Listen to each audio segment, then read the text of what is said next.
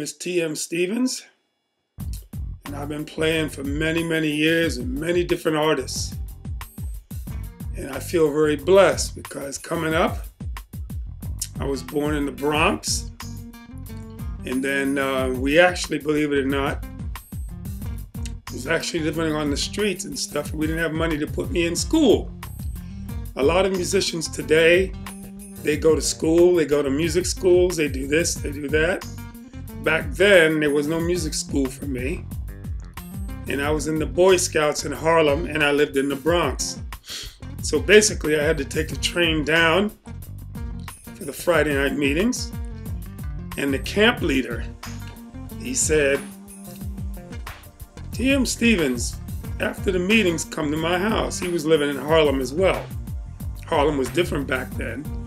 And he said, come to my house and I'll show you some guitar, because you seem to be into music.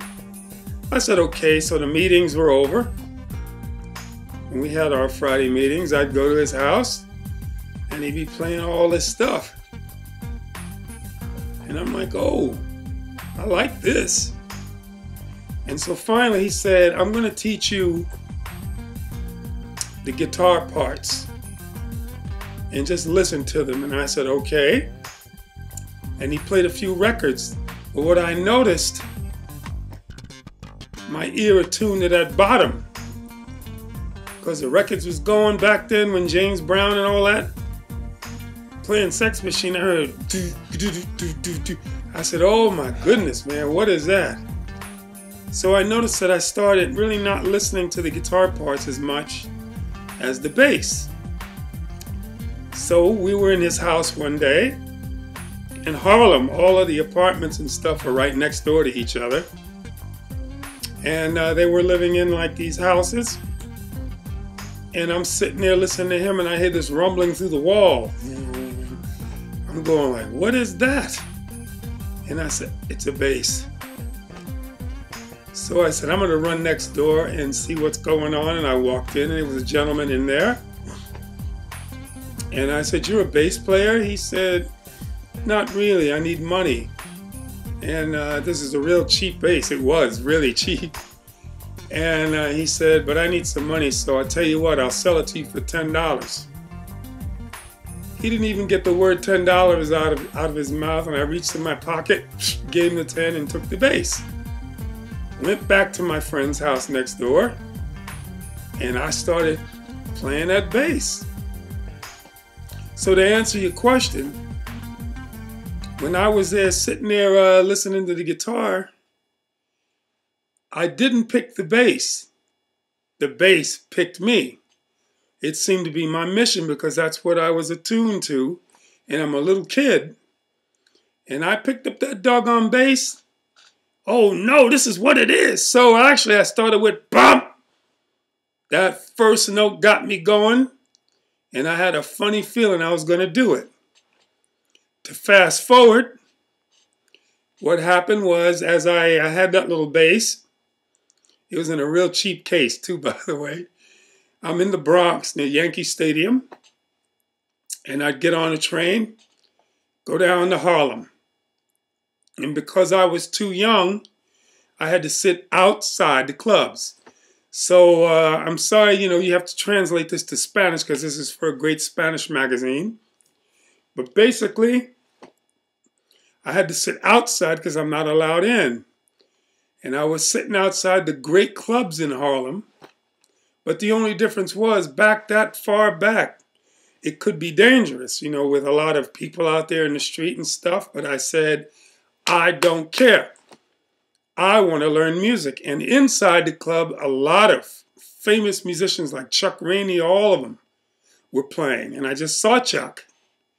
And believe it or not, I told him, Chuck, I was a little kid sitting outside the club listening to them old songs.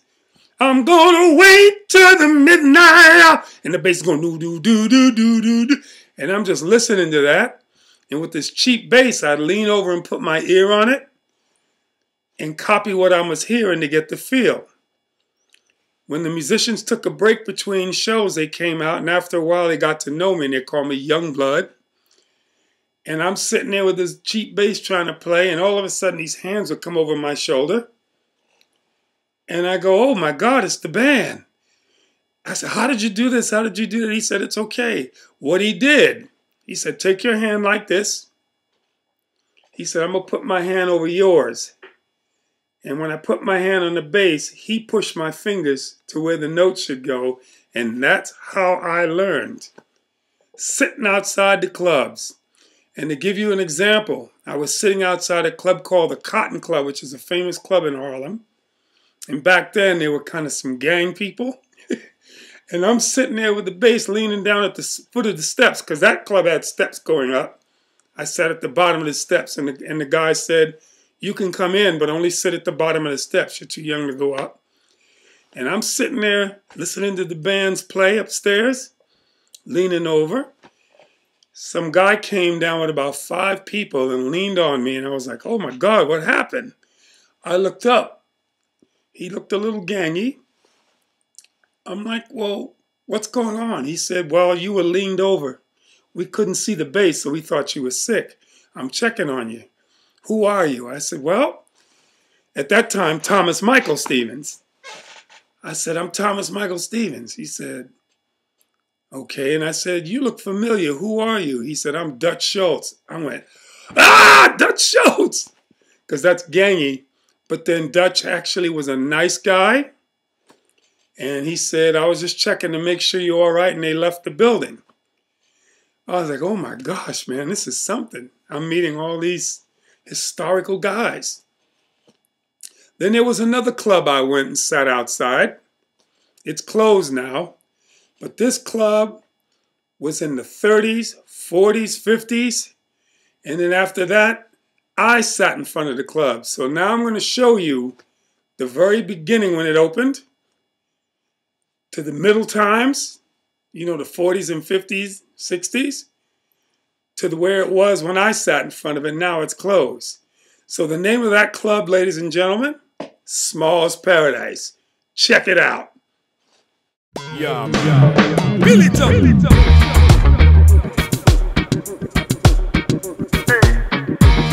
Hey, don't know what was.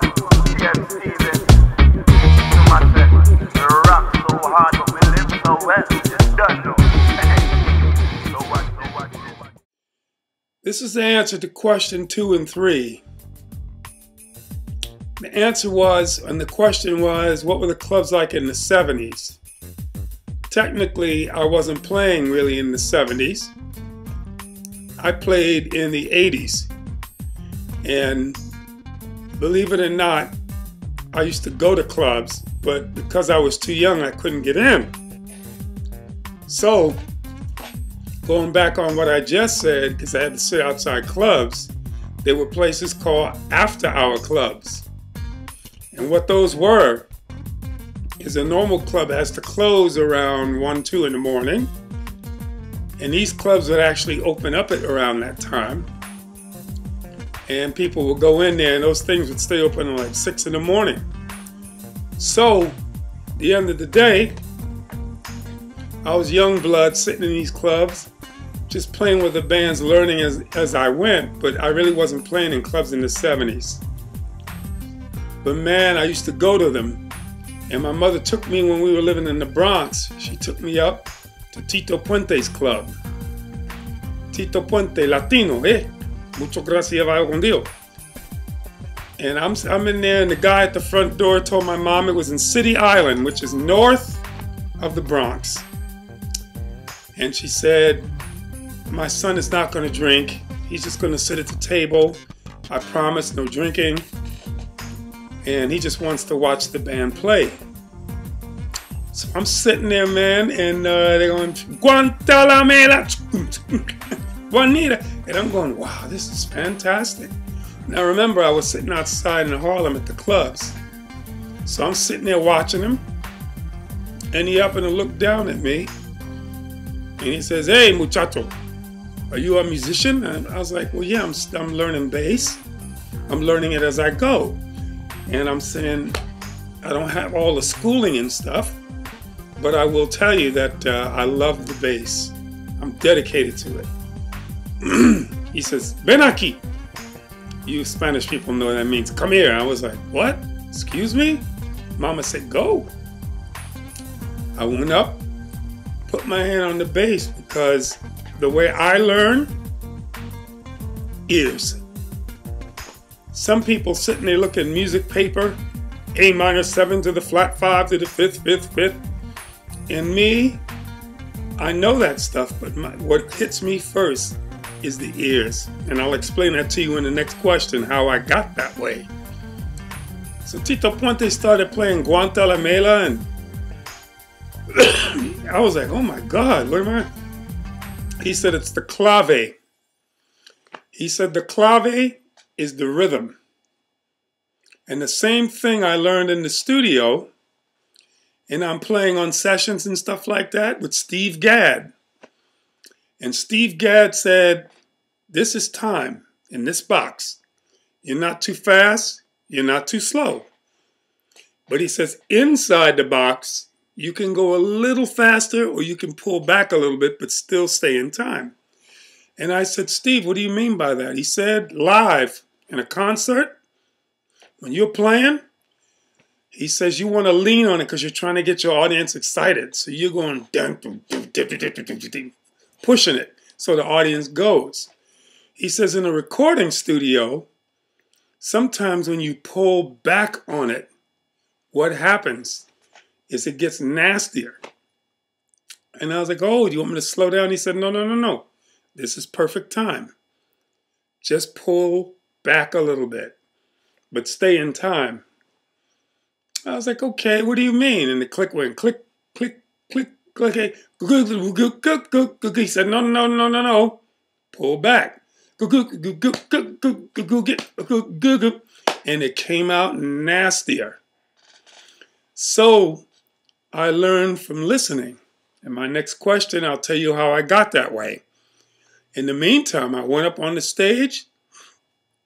All of a sudden, Tito Puente is going, ah, beep, beep. Ah, cornbread, hog maws and chitlins. Boom, boom, boom, boom, boom. Boom, boom, boom, boom. Boom, boom, boom, boom. And all of a sudden, I realized the clave. And he was hitting the timbales and the congas. And right then, I got that feel. My mother was smiling. She was like, oh my God, my son is playing with Tito Puente. And then I realized, brothers and sisters, don't cut off, because what happens? When you say no, you kill your own possibilities. So by me saying yes, that opened up another door, and I learned more. The clubs in the 70s, basically I wasn't playing in them, but it was all real music. So when the band is playing, it's a real band playing real music, and there were no turntables and no faking it, no laptops on stage then. But then again, even when they finished playing the show, and it was in the middle of the set, or where their break was, they played real music. Because back then, man, I mean, we had music like you wouldn't believe. It was real, cut by real people. Motown. All those kind of songs were great. And it wasn't how fast they played, because I could play fast, but I could also play that one note. And they said, play that groove and feel it. And we'll get into the groove in a minute. So to answer your questions, I actually didn't really start playing in the clubs at the 70s. I started in the 80s. The late 70s, I was living in New York, and I got into the session business. And for those of you who don't know that period, we didn't have cell phones.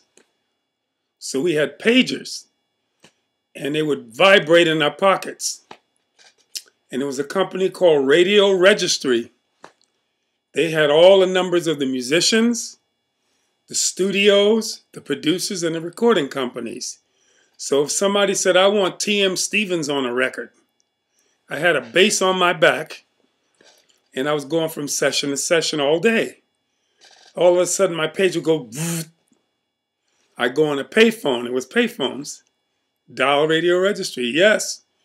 Donna Summers needs you, and she's at on 54th Street studio. Where's that, sir? Next to Studio 54, which is a famous club, to the left side, downstairs. Tell Donna I'll be there in 30 minutes. Click. I'd run over there, go downstairs. Donna Summers says, come on, baby. They plug in. And I started hitting. I got a sound. Let's go. The secret to that is a lot of people use a lot of gadgets and stuff. To me, it's bass, hands. It's how you touch that bass. Because 2 or 3 people can play my bass, but it won't sound the same. It'll sound like 2 or 3 different people. It's the way you touch. And because I did so many sessions, I learned how to get the feel fast. So I could play heavy metal 1 second and the next session could be R&B. The next session could be reggae. And that's how I did it. So my first thing was in 78. So the next question from Jose and all you guys, Miles Davis was a big influence on me. How did that happen? I'll explain it to you. Miles, I didn't know him really, but because I did a lot of sessions, I did a Brecker Brothers record. Then I did Al Foster. Al Foster is actually the drummer for Miles. And then I did his record and we rocked it. The secret to that again is my ears. I really couldn't play jazz, but after a minute I would get it. And I played on his record, I played on the Brecker Brothers. Then Miles Davis asked Al Foster, I need a bass player. That's the way he talked. And Al said, well, okay, who do you want? He goes, I need a bass player that's fresh. And Al Foster said, T.M. Stevens. He plays jazz. And I was like, call me up. Can you come do a Miles Davis session? I said, you don't mean Miles Davis, do you? He said, Miles Davis. I said, yes. I was living on the 5th floor, really tiny apartment. Now you're in my studio, T-Bird Productions, the lab. But back then I was living in a real tiny place. The next day, this was so funny. The next day, car came downstairs. I went down. The car was full of musicians. They drove us up to Miles's house. Got out of the car. Larry Coryell was the guitar player. Me, Al Foster. It was a really Kikuchi Masabumi, a Japanese keyboard player. We drove upstate. They opened the door, and who was sitting there like this? Miles. I got nervous. I was like, uh-oh, Miles. Oh, my Lord. So to cut to the chase, we walked in the house, plugged in. Miles said, I wrote an adagio, which is basically the same groove, but you do different things as it progresses.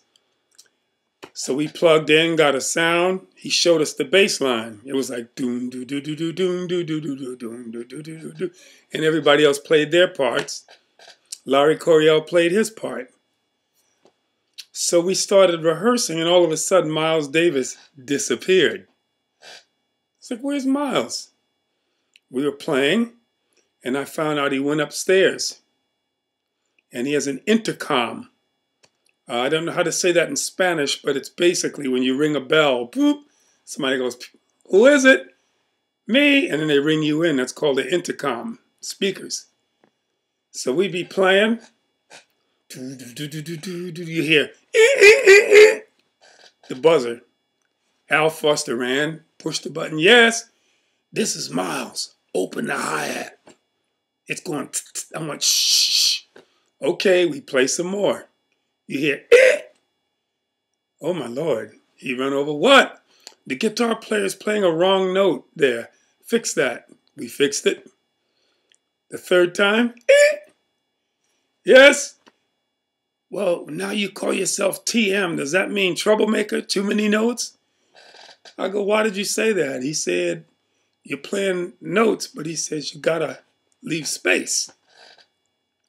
So I was like, oh my God, why aren't you downstairs? He came downstairs. I said, Miles, you were upstairs. Why weren't you here? He said, if I'm sitting here, you're not playing like yourself. You're trying to impress me, trying to play great for me. But I want to hear what you do. You all do without me. That's why I disappeared, so I can hear and you don't see me. Then I could tell what you're playing. I said, Miles, and this is in his book, I played my baddest licks. He said, TM, that's your problem. I go, what do you mean? He said, when you play your baddest great licks, you're not listening to the band, you're busy playing. He said, when you listen, in French, écoutez, he says, that's when you play great because you're playing with the band. I said, explain that, Miles. He said, music is a conversation. Meaning, when you listen to somebody, it's like saying, hello, how are you? Fine, thank you. If we all talked at the same time, no one would understand anything. So he said, the drummer goes, good morning. I go, hello. The guitar goes, jing-a-ding, fine. He says, when you truly listen, now you're playing with the band and you're not playing on your own. He said, part two, have ears bigger than your head. I go, what do you mean by that? He said, when you listen, take chances, play. And I go, well, what if I make a mistake?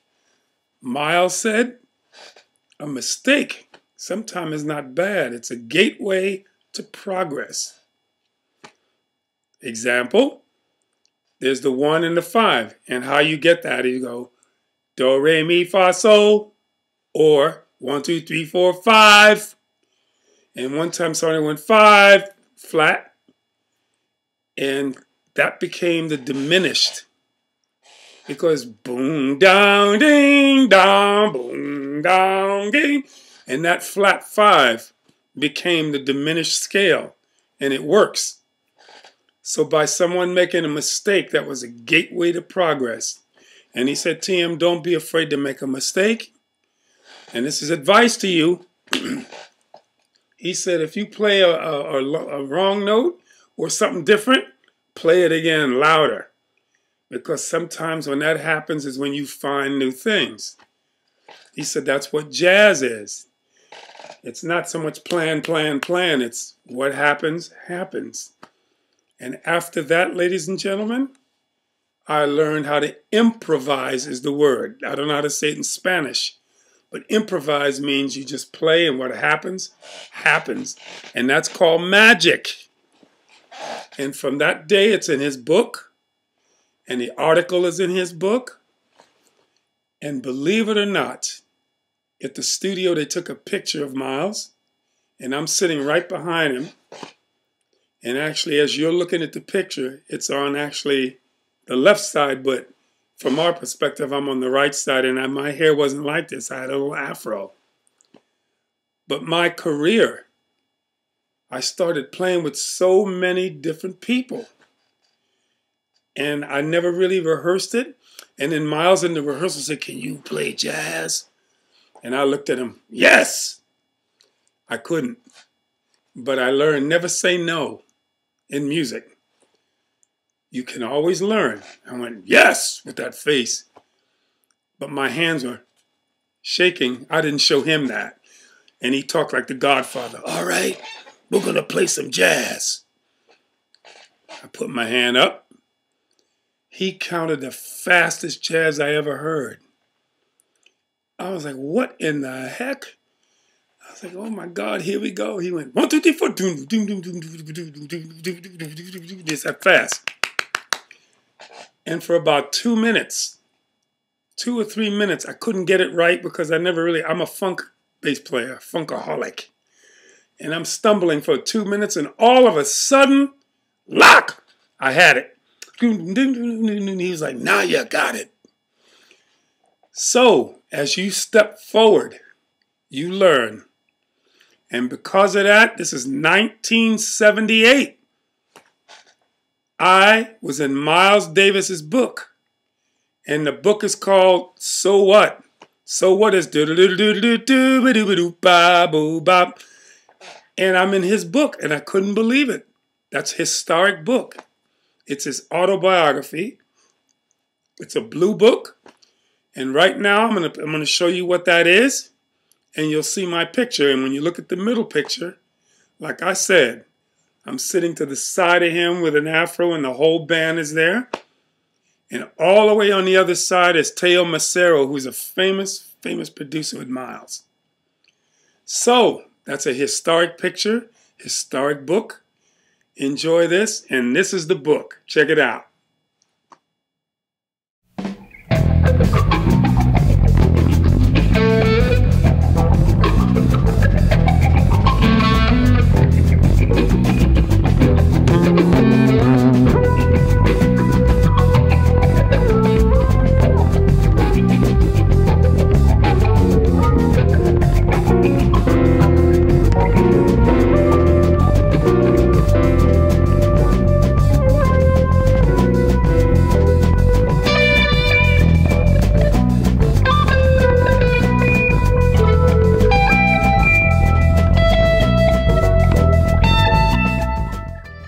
Hello, now you've seen me with Miles Davis in 1978.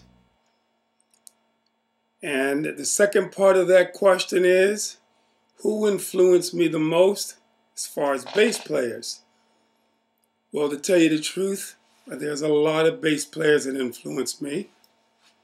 Because it's not how fast one plays or whatever, it's how they play. And over the years, so many. I was on tour opening for Stanley Clarke. He was amazing, man, when he played, and he inspired me and got me started. And right now, to go part 2 on this question, the bass players that inspire me are right here. And believe it or not only did they inspire me, but they're also my friends.